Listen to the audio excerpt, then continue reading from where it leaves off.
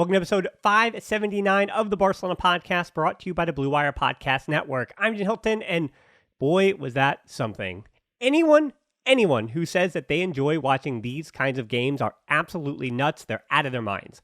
That game took years off my life. My hair is grayer than it was before I started. My heart is not going to stop thumping for the next week at least. With El Clasico right around the corner, I don't know how that's going to work. And I think I am sadder than I've been after a football match in a number of years because of the slow burn that it was into that defeat. But win or lose, I always appreciate my Patreons for making all of this possible and continuing on season after season, regardless of how Barcelona finds a way out of the Champions League. And you can keep supporting by leaving a like and subscribing to the YouTube channel and by following along on the podcast apps. All right, here we go. The 5 headlines from Barcelona's 4-1 loss to PSG in the Champions League. Headline 1 is Lamine Yamal's first European moment. I'm going to get to Lamine Yamal in a second, but let's set the stage first. This was, I felt like, the biggest match since the 8-2 against Bayern Munich. Not in terms of the final result, but in terms of what this match could have meant if Barcelona had won it. There was a chance that Barcelona could have kind of broke through the ceiling that the fans and the expectations of this campaign had put on it. But instead, Barcelona wound up finishing in humiliating and devastating fashion, kind of where fans would have expected them to. Tony Juan Martí had it exactly right, though. He said that with a win, it could mark the start of a new era. And while it does feel a bit hyperbolic, you never know when the new thing has begun until you're looking back on it. So even on the CBS Sports Golazo second half show, when they basically brought me on to have a little eulogy for the team this season, I did feel like, and I still say this, that this is Lamine Yamal and Pau Cubarsí, who became the youngest ever to start in a Champions League quarterfinal. This could be the first big tie that we remember them in, as far as, well, of course, Cubarsí against Napoli was so good, but this is their first campaign, and we don't know how important they're going to be for the next 10 years, but it feels like they could be really important. Unfortunately, the bad news here, let me give you an unfortunate stat up top. Barca had not failed to get through in a European tie after winning the first leg away since 1984. And it does feel like in Europe recently that the 80s and now the 2020s are pretty comparable in terms of disappointment and frustration with a team that we know is good, but yet not good enough, and somehow behind their white neighbors in Spain in terms of Real Madrid. To start this, as I said, Lamine Yamal and Cubarsí, of course, they were going to start making history with their youth. Double pivot with Pedri and De Jong a bit underneath Gundogan, which on paper, that made sense to me. I thought it was the right idea. And, well, Barcelona went up, so it was the right idea. Mbappe for PSG was coming through the middle. That was Barcola on the left and Dembele on the right, which was interesting because that was different than what they did in the second half in Paris. PSG did begin this game with a bit of energy, regardless of how loud Montjuic was. Barcelona were going to go with a similar strategy of keeping the back line low and dropping in the midfielders, which means you trust Lewandowski to hold it up, get fouled, and get you out in transition, which seemed to work pretty well. Lewandowski's ball in the 6th minute to get Lamine Yamal into space was a good start for Lewandowski, and he did look bright starting this match. It wasn't going to be as easy against Marquinhos and Lucas Hernandez as it was against Beraldo, but hey, Lewandowski, a good start from him, so it did seem like Barcelona had a way to manage this tie. Jumping ahead to the 12th minute, here's the 1-0. Huge win in midfield and a 50-50 tackle from Gundogan and Lamine Yamal out of trouble. Araujo at midfield delivers the diagonal, and nothing but a change of speed against Nuno Mendes to the outside by Lamine Yamal, with Raphina crashing that near post, Hakimi letting Raphina get across them, and now all 3 of Raphina's Champions League goals have come in this tie. And I do have to wonder, because of how this tie wound up finishing, are we going to forget just how important Raphina was? Because the way that Dembele is going to be viewed in Paris, that's how Raphina would have been viewed at Barcelona, because I think some of the comparisons are alike, not as far as Dembele at Barcelona, but Dembele with PSG. He only had 2 goals coming into the tie, and we know how this one finishes. At 16 years and 283 days, Lamine Yamal, with that assist, also became the youngest player ever to record an assist in the Champions League knockout. And looking back, we don't know how long these records are going to stand, but looking back, having that kind of record is pretty incredible. 16th minute, though, a huge run from Raphina in transition. PSG were starting to find a little bit of space even right after that goal. It led to a cross and a corner, but Barca had it handled. 20th minute, De Jong up the line for Raphina. The cross gets deflected back to Lewandowski, but he's too strong over. And this is the first moment when I said, uh-oh, if Barcelona goes up 2-0 at that point, do they hold on? I get the sense that if Araujo gets that red anyway, that the answer might be no. But don't forget that moment. It's not about saying Lewandowski is poor, but use this as a reminder that those moments in the Champions League is what this all comes down to. Headline 2, Araujo sees weak red. Now we're talking about moments and we're talking about unfortunate moments. But before the red, 28th minute, a little bit of worrying signs. De Jong had to come back in, a slide against Mbappe. Barcola 1v1 against Koundé as they were overpowering that left side where Mbappe wants to obviously go to his left and come in on his right. Barcola the same thing. And Mbappe then jumped over Araujo and got the header, but Koundé was there. But this was a reminder that Mbappe, for as quiet as he was in the first half, over 2 matches in a full tie, is going to show up. But it's a matter of how much he's going to show up and what kind of damage he's going to do. 29th minute, Barcola brought down by Araujo, called outside the box, so it's a red card, and then the foul continues into the box, and it's a direct red card because of that for Araujo, so he would have been out for the first leg of the semifinal anyway. Not that it matters, you just want to get there. Who cares about the cards and who's suspended for what? Araujo, you can't get the red card here. Dembele skies the free kick over, but the damage was already done going down to 10 men. Araujo getting his arm across the body, and you seen the foul. If he had kept his arm down, it would have been a dive because there wasn't enough in the anything but the arm, lower half of the body, for him to come down. The tackle itself, I even thought with the arm was a yellow. I think it's a yellow in midfield. Then why is it a red? Because it's goal scoring opportunity. I mean, yes, that's what it is. That's why they say. But it still feels like a harsh red based on the tackle. And even Barcola's positioning to the goal, if Ter Stegen comes off his line, doesn't mean that he has a one-on-one into goal. Araujo getting caught flat-footed, that can't happen either. And he has to know that his presence on the field is more important than even conceding a goal when you're up by 2 in the tie at that point. I know it's a moment, but really frustrating. And the worst red card that Barca have had in Europe of all time. Because Barca players have gotten red carded in the first half in Europe just 3 times. Guardiola, the player against Brøndby in 1998 in the group stage, Piqué against Olympiacos in 2017 in the group stage, and now Araujo against PSG in the quarterfinals. So there have been red cards in the second half too, but this is the red card that defined this entire tie, unfortunately. To combat that, in the 34th minute, Inigo Martinez comes on for Lamine Yamal. Barca had to adjust quickly. Fortunately, they didn't concede right away. Dembele got past Cancelo, but they put a lot of bodies in the box to deal with it. You could tell that everyone was just going to batten down the hatches and try to survive. Headline 3, Dembele's vengeance. Unfortunately, that surviving only lasted 6 minutes. 38th minute, Cancelo gave me a little bit of hope with a really clean win against Dembele, but for every good win that Cancelo has, I know that bad decisions are coming, and that first goal is not even a bad decision, it's just a mistake by Cancelo not tracking Dembele. The 1-1, 40th minute, Dembele at the back post, Vitinha dancing around Gundogan, so fails to make the tackle that he had made a few minutes prior that led to the goal for Barcelona. Barcola's cross gets across everybody as well, Cancelo late to Dembele, and Cubarsí couldn't clear, it goes right underneath him on the bounce, as Inigo Martinez was also with Mbappe, and Inigo Martinez doesn't really make a mistake by keeping Barcola onside, because he had to give space because he knows he's going to lose that foot race to Mbappe. So he winds up keeping Barcola onside to make sure that he can catch up to Mbappe. And we see that he didn't even do that because Mbappe did have a play on it in front of Inigo Martinez goal side. Both of which, that being Mbappe and Inigo Martinez, get yells in the aftermath. And now that's 2 goals, I said, before the tie this season for Dembele, and 2 goals against his former club in the tie. Really frustrating for a guy that I had said last week, I still don't think he's on the same level as Figo, but now he might have arguably, and you can let me know, where he puts himself in the Mount Rushmore of former Barcelona players that have now become villains outside or after the club. So yeah, he's not Figo. Figo is the GOAT when it comes to being a traitor and all that stuff, but they're not going to make a documentary about Dembele leaving Barcelona for PSG.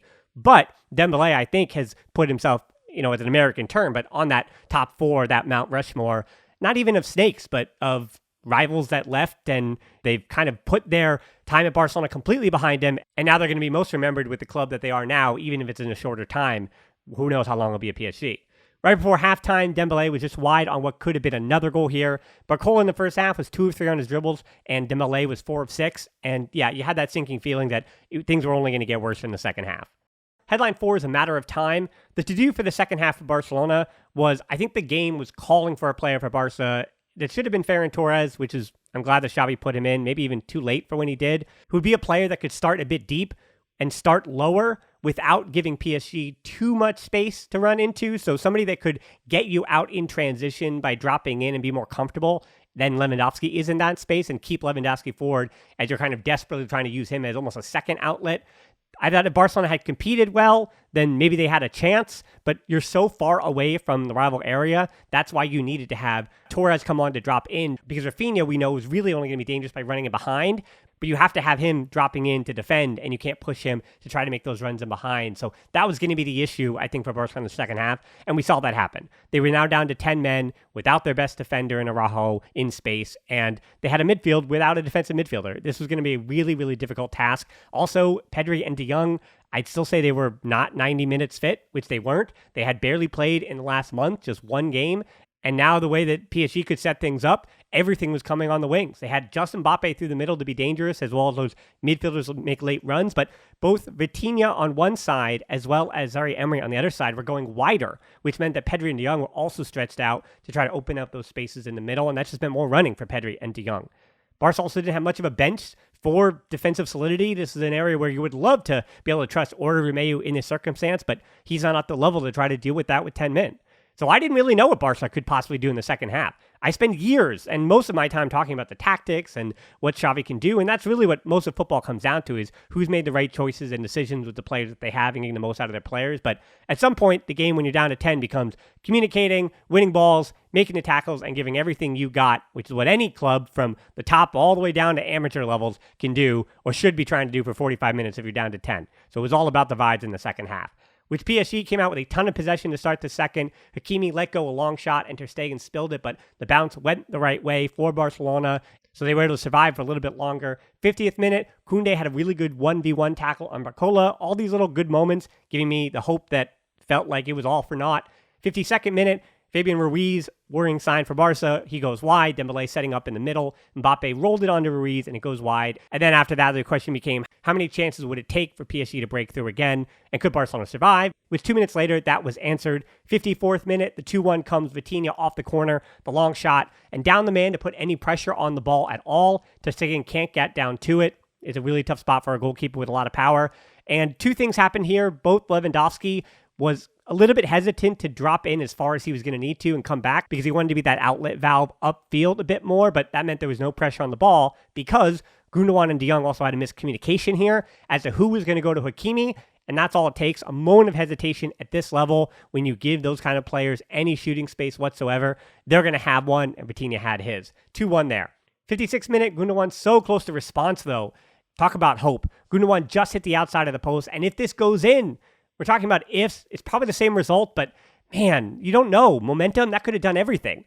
Barcelona were pressing, which probably wasn't the smartest thing to do, but they had to, and Lewandowski wins it, but Gundogan cannot finish, and Xavi then gets the red card, so he's gone too. Now Oscar Hernandez, who doesn't seem to lose when he's in charge on the Barcelona touchline, so he does wind up taking his first L on the sideline. 58th minute, Cancelo's cross for Gundogan and Lewandowski, but a bit too much loft, and Lewandowski couldn't get the required power on it. Not really a chance, more of a quarter of a chance, not even a half chance. 79th minute, though, the penalty comes. The other big, awful moment in this game. Cancelo takes the gamble. You see it on the replay. Yeah, Dembele goes down, but Cancelo didn't get the ball at all. Dembele's left foot was in between Cancelo and the ball. It's the right call. Penalty. 3-1, 61st minute, Mbappe, power, and right into the corner where Ter Stegen can't get to it. I know people were trying to critique Ter Stegen in this match, but of the goals that I just explained to you, I don't know what he was going to do on the Vitinha one. I'm not sure what he could have done on this PK either, and this is the tie over. Headline 5 is the Demons remain, and yes, that means with the tie over, the Demons will remain. 63rd minute, Ferran Torres in behind on a free kick, but couldn't handle it, and it may have been offside anyway. Torres had just come on for Barcelona, and I thought maybe that sub could have happened even earlier, maybe even at halftime. But he also had to keep Pedri on to close down space and use his outlet passes because Barcelona has very few players to be able to put the ball forward in dangerous areas. 64th minute, Gundogan's PK shout on Marquinhos. And I hope it's not forgotten that there were moments for Barcelona here in this game when the moments didn't go their way. And there was a bit of misfortune for Barcelona in this game. Don't get that twisted. Marquinhos, who had just picked up a yellow, could have potentially picked up his second yellow. He would have been off. Barca would have gotten a PK. Who knows what happens, but it's all what if, because another Barca staffer gets given his marching orders, and Gundogan, Marquinhos, I think Barcelona fans are going to say this is a PK, and I think this is close, and I think it's even closer, because if you're going to call it tight, and I think refs do establish this over the course of the game. I know a rule is a rule, but I always feel like if you're calling all the contact, or you're letting them play a bit more, and everything kind of balances out, but if it was a foul and a red card and all that against Araujo, and then you give nothing on this one. It's a tough look. It's a tough look, and I'm interested to hear what the discord is in the coming days. 73rd minute, Lewandowski and Ferran Torres crashing the box, and Lewandowski letting it go. Donnarumma got down to it, and Torres so close to putting pressure if the rebound fell right. Another moment. These were moments. 82nd minute, João Felix and Fermin Lopez on for De Jong and Cancelo. You have to go for it, have to put bodies forward, throw everybody at the ball. 88th minute, there was a chance. Lewandowski with an earlier one before that as well. But with Raphina to his right, he let the shot fly. Probably should have given it to Raphina, but Lewandowski at that range, it had the power, it had the speed, but it was just blocked. So Lewandowski going to trust himself in that instance. Dembele also coming off the field, giving applause to the PSG fans visiting. He's comfortable at PSG. Now we know, as I said before, this game solidifies his legacy as a player who will be remembered more for his time away from Barca in just one season than his 5 years with Barcelona. That is already set in stone, and that is his new legacy. 4-1, 89th minute, Mbappe ends the tie. Barca putting numbers forward on the counter. In transition, it's Kubarsi, Koundé, Fermin Lopez all back there. Ter Stegen had 2 saves as well. And it's just a bit unfortunate. The ball directly falls perfectly to Mbappe, and he finishes it, putting this tie to bed. So people are going to meme it, and you're going to see Mbappe celebrating and all that. But this is what happens when you throw those numbers forward and have to go for it. Now, I'm not sure how I'm going to have this conversation on this referendum and the eulogy for Barcelona. I have a show scheduled for tomorrow night with one of my regulars that we're going to get into, I guess, the feelings and the vibes and conceptualize the Champions League campaign for Barca a little bit. But I have to agree with friend of the show, Rory Barlow, a little bit. That the big picture here is that going into the tie, I didn't really feel like Barca were the favorites. They weren't. PSG have a much deeper and a much better all-around squad with arguably a better manager, Luis Enrique over Xavi, of course. PSG, as this game was going to go on, they had the weapons on the bench to bring into this game, whether they needed to go for it or whether they had to hold their lead, whatever it was. Barcelona, the goal was to make the quarterfinals. They had to get out of the group stage, and they even won a round, and they got to this point financially. They had to do that for their budget. So Barcelona did do this season the bare minimum. They did achieve their quote-unquote goals, whatever it is, but of course the way it happens, and I think that's the big difference, right? This game was embarrassing and humiliating for Barcelona. Of course, they were demolished. They were blown off the field. And Barcelona fans had to sit there and suffer for 60-plus minutes knowing what was inevitable. And that is embarrassing and humiliating. But this also would have been embarrassing and humiliating if PSG didn't come back and win this game. I argue it's even worse for them if they don't come back and win this game. And those are the stakes in Europe at this level. That Mbappe is going to Real Madrid. PSG, this might be their last time to be here for quite some time, and you can't take it for granted because you never know. And that's, again, Barcelona fans, I don't take it for granted, so I'm frustrated, I'm humiliated, I'm embarrassed for the way all this went down. And there are excuses to make, too. Pedri, De Jong, they weren't fully fit. There's no Gabi. Arguably 2 of your 5 most important players are 16 and 17 years old. But it all really does come down to Araujo's red card. It's one moment in one Champions League game, and it throws it all on its head. Now Barcelona have to reset as fast as humanly possible for a Clásico this weekend, which seems like an emotionally impossible task. And this is also what happens when you find yourself in big games. It's big results. You either win in the biggest ways or you lose in the worst ways. And those demons are going to persist in Europe. I'm not talking about La Liga, because Barcelona won the Liga last season, so there are no demons in Spain. Even the Copa del Rey, Barca has more titles than anybody else. But in Europe, since 2015, that trophy, it's Atletico Madrid. 2017 is Juventus. 2018, it's Rome. 2019, it's Liverpool. 2020, it's 8-2 Bayern. 2021 was PSG. 2022 and 23 were the group stage. And now 2024 is PSG. The fact that I have images and pictures in my head of every single one of those games, except for the 2017 Juventus, I thought that tie was just kind of bleh to watch, and Juventus were the better team, I guess, over those 2 games. But all the rest of those, 16, 18, 19, 20, 21, 22, 23, 24, there are these individual images that are burned in my brain and will be with me forever, unfortunately. So we're going to talk a little bit more about this heartbreak and this humiliation, this embarrassment, this frustration, and kind of sum up with this European campaign for Barcelona. We're going to do that tomorrow on the podcast, so if you don't want to miss it, make sure it's Twitter and Instagram. That's how you can follow along. Close Facebook group and Discord, that's where the communities are. Of course, subscribing, giving a like on the YouTube channel, following on the podcast apps are the best way to help. But actually, the best way to help is becoming a Patreon for as low as $3. We can get these shows without the ads over on Patreon, as well as, again, helping me continue to make more, win or lose. Most importantly, though, I know those are with me are going to still be with me. Some are going to jump off the bandwagon now because the European stuff is done until next season. But I do appreciate everyone for always sticking with me no matter what. Thanks so much for listening to the show. Until next time, we'll talk to you soon, and Forza Barça.